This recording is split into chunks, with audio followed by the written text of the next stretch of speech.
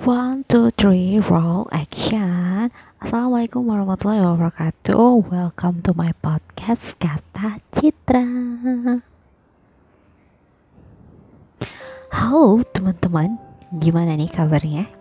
Hari ini aku bakal kasih podcast khusus buat kalian. Ya sebenarnya hari ini aku harusnya adain podcast tentang curhat ya, tapi aku nggak kasih tentang curhat. Hari ini aku mau nge-review drama yang lagi boom banget di Netflix gitu ya. Jadi ini bisa buat referensi kalian nih di masa liburan karantina ini, kan pasti bulan puasa gak ada kerjaan gitu kan, pasti kalian nonton Netflix gitu ya.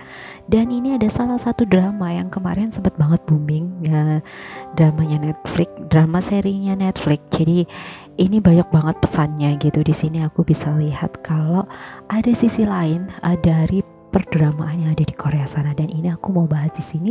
Sekalian juga ini bisa aku jadiin sesi curhat di Kata Citra, karena di sini banyak banget nilai-nilai yang diangkat dan yang menurut aku ini bisa aku sharing ke kalian. Jadi di samping kalian bisa menikmati dramanya, kalian bisa mendapatkan pesan dari drama tersebut. Oke. Dan baiklah teman-teman, buat kalian yang baru aja dengar podcast aku, selamat datang ya teman-teman. Selamat bergabung di podcast aku. Semoga kalian menyukai podcast aku. Kalau kalian suka, kalian bisa subscribe podcast aku. Jadi kalian bisa terus pantengin aku terus pantengin subscribe, bukan maksudku terus pantengin channel aku. Jadi di situ aku bakal ada banyak banget podcast, misteri juga ada, curhatan juga ada, review drama, review film Korea juga ada, dan playlist yang pastinya lagu-lagu Korea semua. Jadi lagu-lagu yang aku dengerin, lagu-lagu yang aku suka, aku bakal share ke kalian. Kali aja kalian dan aku punya sense lagu yang sama, oke? Dan jangan khawatir, aku setiap minggunya selalu ada ya teman-teman buat nemenin kalian. Jadi kalau kalian suka, kalian bisa like.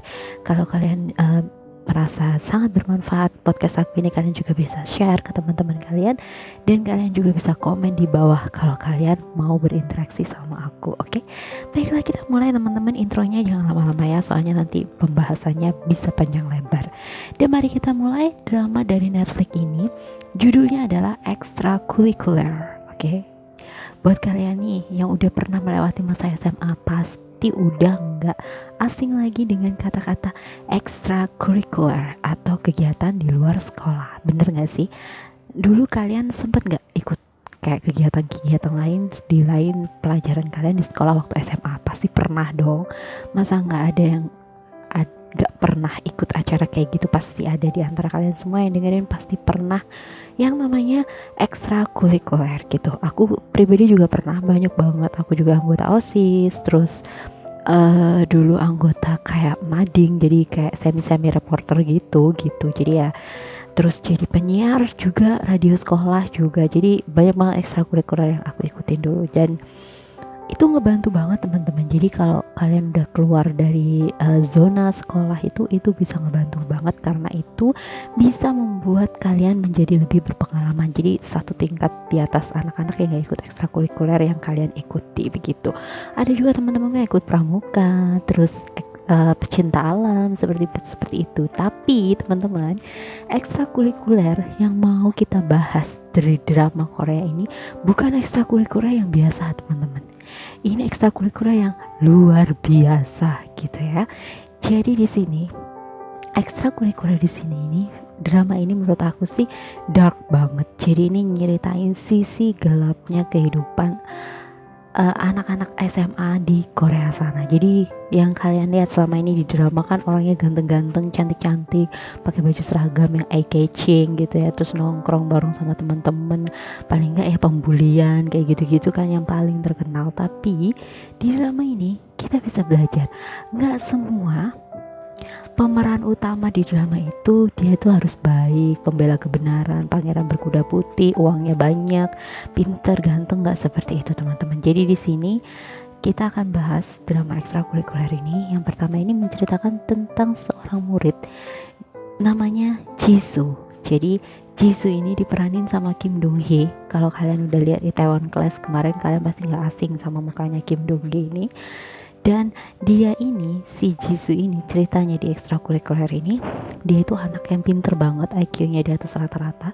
Dia pinter, dia baik, gak pernah bikin masalah di sekolah. Tapi di sisi semua baiknya dia itu, ternyata dia itu punya sisi kelam yang sangat-sangat kelam. Nah, kalian juga harus hati-hati. Anak yang pinter itu biasanya otaknya melampaui batas otak anak yang dia rata-rata gitu. Jadi pikirannya mereka tuh jauh lebih visioner daripada anak-anak yang otaknya rata-rata gitu. Jadi Jisoo ini juga sama, saking visionernya dia itu sampai berbuat kejahatan gitu teman-teman. Jadi di sini nih kejahatan yang dilakukan sama Jisoo ini cukup serius ya teman-teman, karena berhubungan dengan human trafficking, jadi kayak perdagangan manusia kayak gitu. Dan menurut aku sih keren banget, jadi kayak sistem otak anak SMA tapi dia bisa berbisnis seperti itu gitu kan, itu luar biasa gitu kan teman-teman ya kan. Dan si Jisoo ini, si Kim Dong Hee ini gak sendirian teman-teman, dia ini punya temen gitu ya, temen sekelas gitu maksudnya. Ini ada temennya dia, si ceweknya ini diperanin sama sebentar, Jung Da-bin namanya. Ini berperan sebagai Min Hee. Min Hee ini dia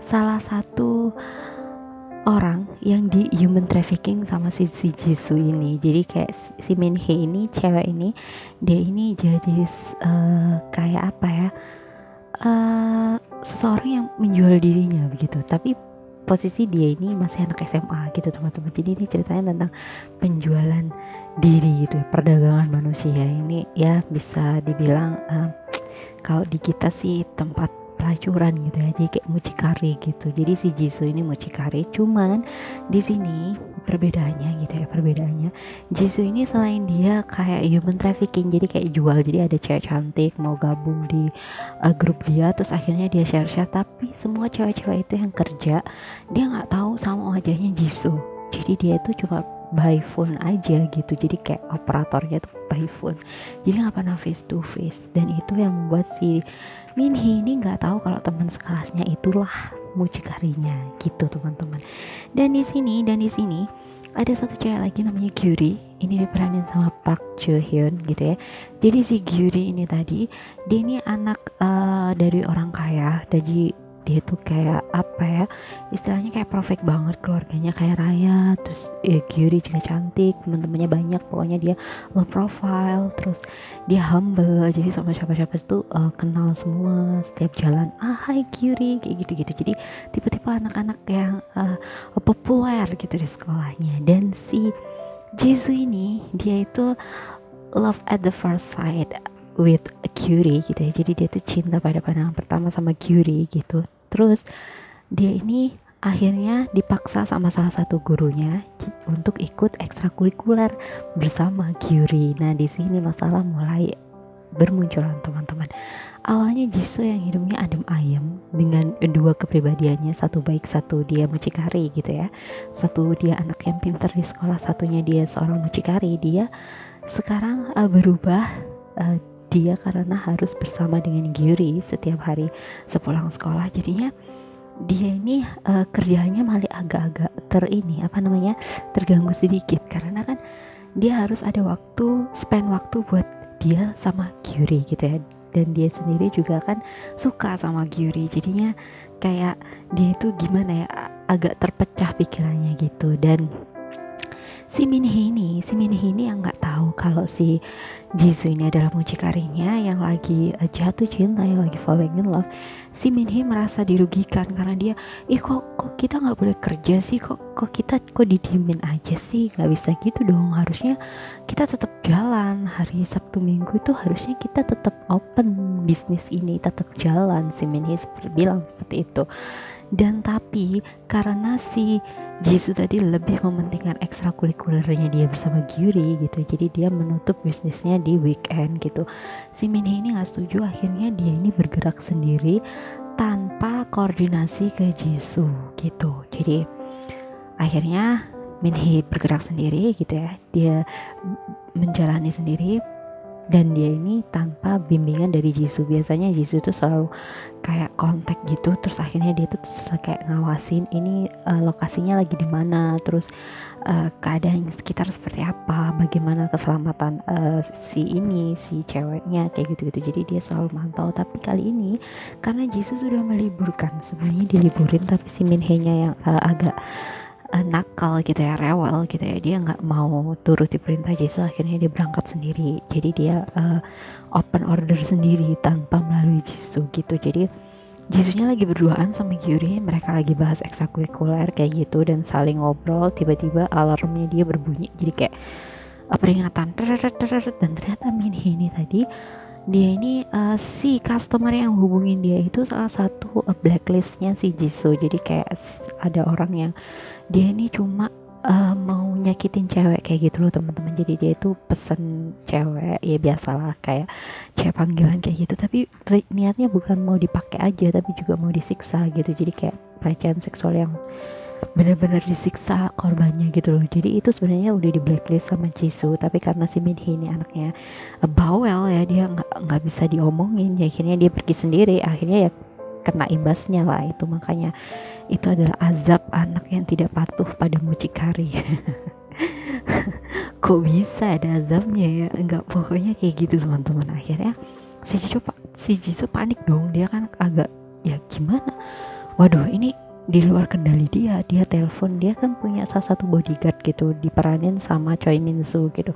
Kalian pasti udah tahu sama si bapak-bapak satu ini yang biasanya jadi kayak tukang pukul gitu. Jadi Choi Min Soo ini dia jadi backingannya si Jisoo. Jadi dia ini selalu nge-backup di lapangan kalau ada cewek yang mau disakiti, dia yang pasang badan gitu. Jadi kayak dia ini bodyguardnya gitu. Dan dia ini ngubungin si Choi Min Soo tadi, namanya di sini tuh Wang Chul. Dia ngubungin Wang Chul tapi nggak bisa dihubungi teman-teman. Jadi kayak lost contact gitu, kayak kok nggak bisa dihubungin sih HP-nya.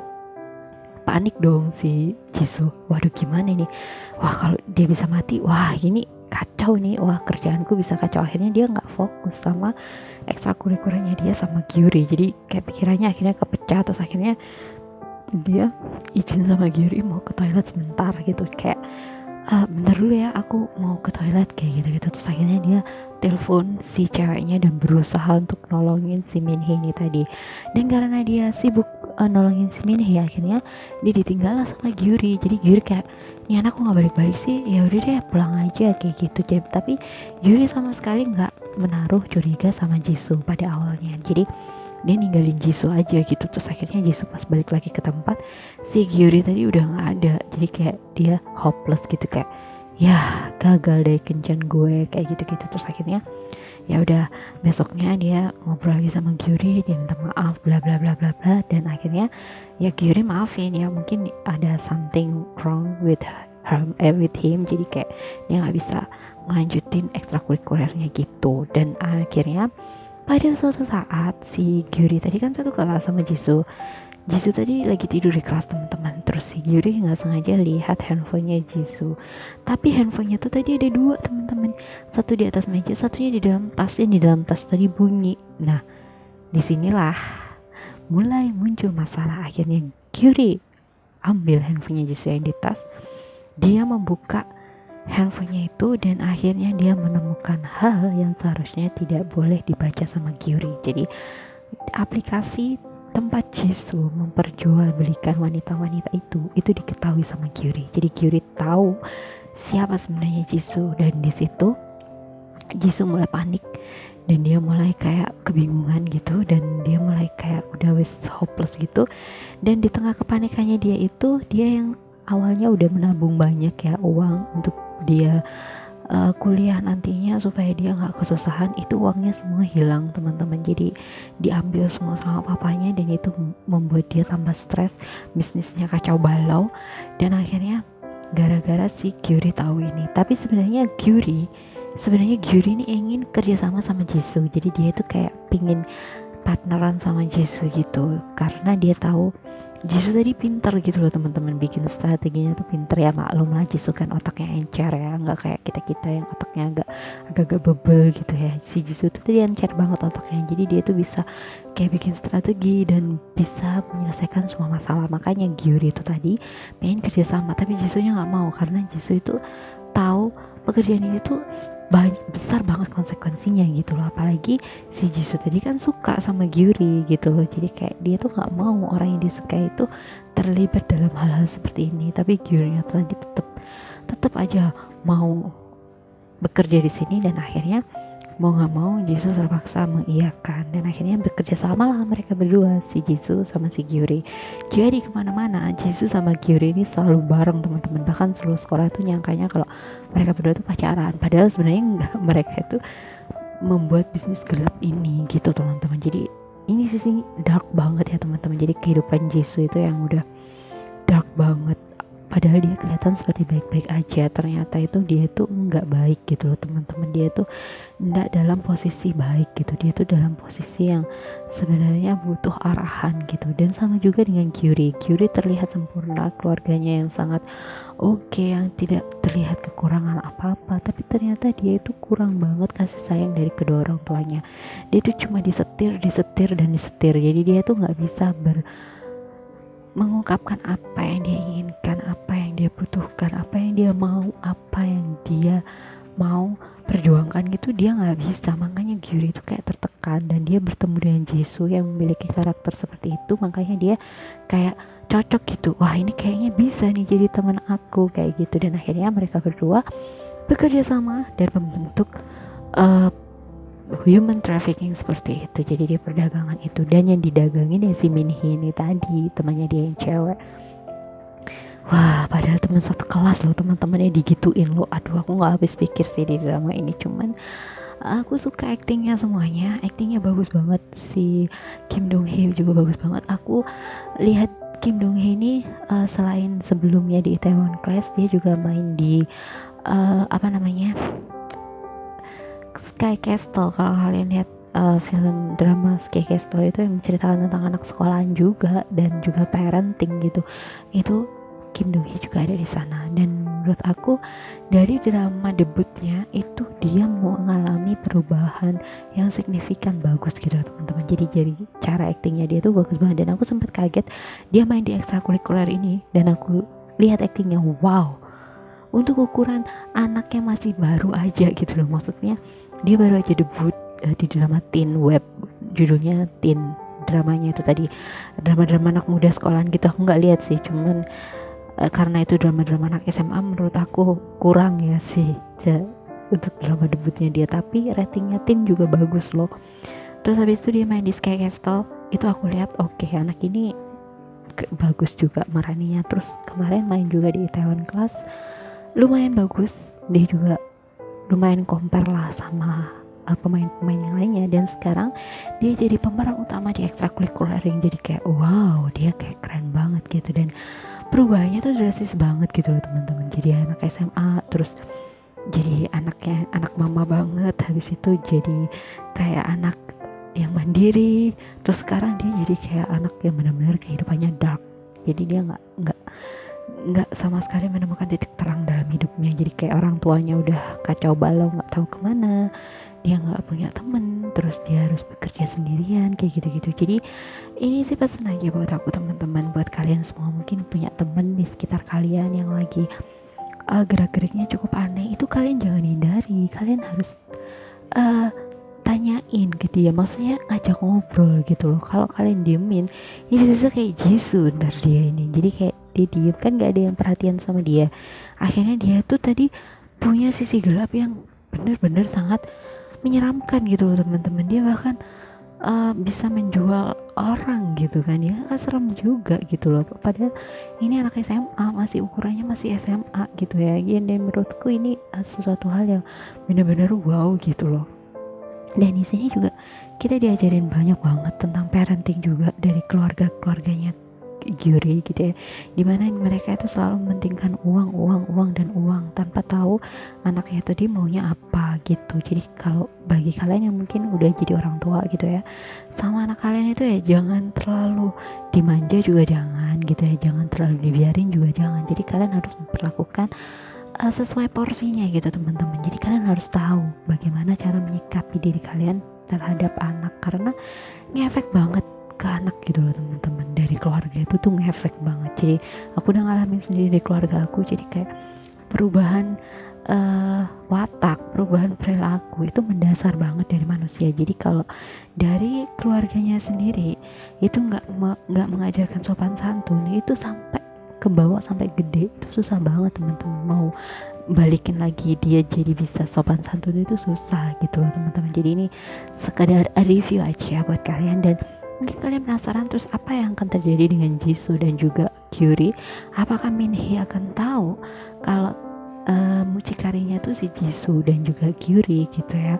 Kan selama ini dia nggak tahu gitu. Jadi kalian nonton aja, ini seru banget. Nanti si Minhee ini ada satu part dia tuh tiba-tiba ada something sama si Jisoo. Jadi kayak dia ngerasa karena Jisoo selalu nolongin dia, jadi dia ngerasa kalau Jisoo tuh perhatian sama dia, padahal enggak. Jisoo tadi jaga kalau si Minhee ini kan salah satu orang yang mau dia jual gitu kan.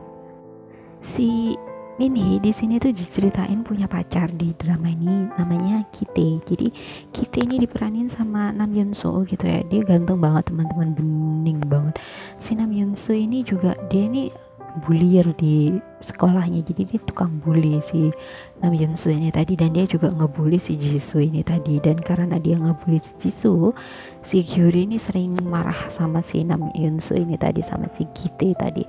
Dan di sini nanti Kite ini juga sayang banget kan sama Minhee. Akhirnya dia tahu kalau Minhee itu tadi jual diri dia, dan dia ini kayak marah, siapa sih mucikarinya, dia kayak mau bunuh si mucikarinya itu tadi. Tapi sama si Minhee dihalang-halangin, nggak boleh kayak gitu. Padahal si Minhee juga nggak tahu kalau si mucikarinya tadi Jisoo gitu. Jadi kayaknya nanti bagaimana endingnya ya kalian harus nonton dong. Masa sih ya aku ceritain endingnya, kan kalian gak jadi nonton. Ini cuma bentar kok teman-teman, cuma 10 episode, dan episodenya itu benar bentar banget, nggak kayak drama-drama lainnya yang sampai 1 jam gitu, enggak. Ini dia bentar banget kok, sekitar 50 menitan sih, nggak sampai 1 jam gitu ya. Dan menurut aku ini dramanya singkat, padat, tapi jelas dan penuh makna banget. Tapi endingnya juga di luar ekspektasi aku, plot twistnya juga keren banget. Dan di sini ada sisi-sisi yang menegangkan yang bisa bikin kalian kayak, loh kok bisa gini sih, wah kok gini sih, ya kok kayak gini ya. Pasti nanti akan muncul pertanyaan seperti itu di dalam pikiran kalian. Jadi aku saranin kalian nontonnya ini sambil santai ya teman-teman. Kalian nggak boleh keburu-buru, kalian juga nggak boleh disambi sama yang lain-lain. Maksudnya sambil kalian ngerjain tugas atau apa, itu nggak bakalan masuk ke otak kalian. Jadi ini benar-benar drama yang harus dinikmatin waktu kalian senggang, waktu pikiran kalian itu relax, tenang, kayak nggak mikirin apa-apa gitu. Kalian nanti baru bisa dapat pesannya di sini.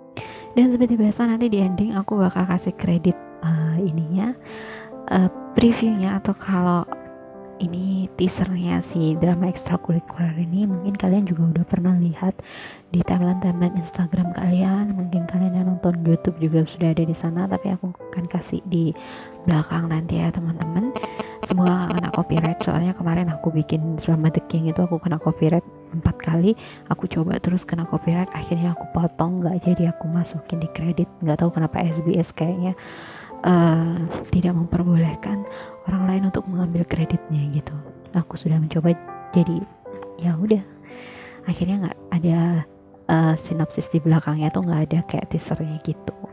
Oke, buat kalian yang mau nonton silahkan nonton. Ini tadi review dari aku, dan pesan aku juga kalian tetap be aware sama siapa aja, sama teman-teman kalian. Kalian harus jadi sahabat yang baik, jadi teman yang baik buat teman-teman kalian yang butuh bantuan kalian. Hayu ditolong bareng-bareng.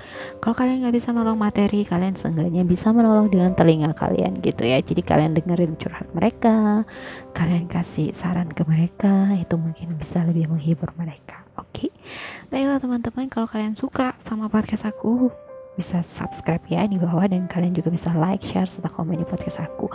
Follow IG aku di Citra Kim 1989, Twitter juga sama Citra Kim 1989, Facebook di Citra Kim, dan medsos aku yang lainnya. Aku juga ada Wattpad juga. Kalau kalian mau baca cerita-cerita, kalian bisa nimbrung di sana. Nanti aku akan bagi linknya di bawah. Oke, kalian ada cerita apa mau diceritain ke aku, boleh kirim email di bawah. Nanti aku bakal tulis emailnya. Kalian bisa kirim di sana atau kalian bisa komen di bawah juga. Oke, thank you for listening. Don't forget to subscribe, like, share, and comment ya teman-teman. See you on my next podcast. Bye bye.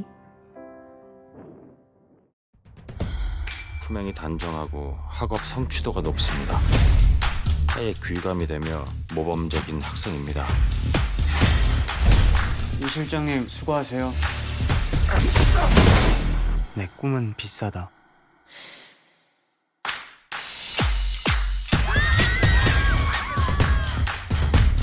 가끔 졸라 토 나오거든요.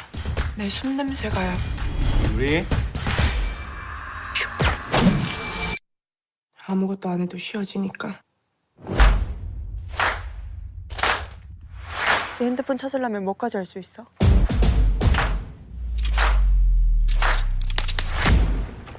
너 원하는 게 뭔데 도대체? 다시 모으면 되잖아.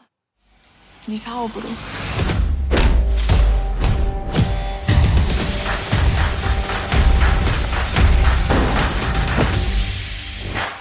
너 그러다 죽어.